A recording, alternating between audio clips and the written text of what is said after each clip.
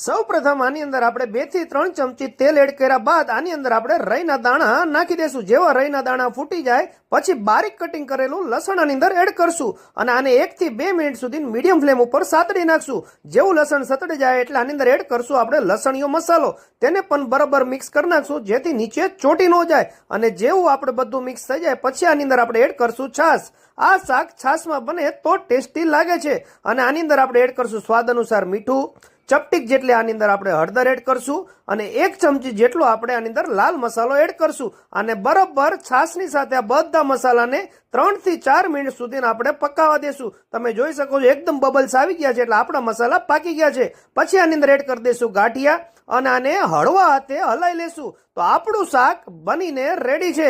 તમે જોઈ શકો છો દેખાવમાં એકદમ ટેસ્ટી અને ટેમ્પટિંગ છે। તો તમને અમારી આ રેસીપી કેવી લાગી તે કોમેન્ટમાં જરૂર કહેજો। થેન્ક યુ, આભાર।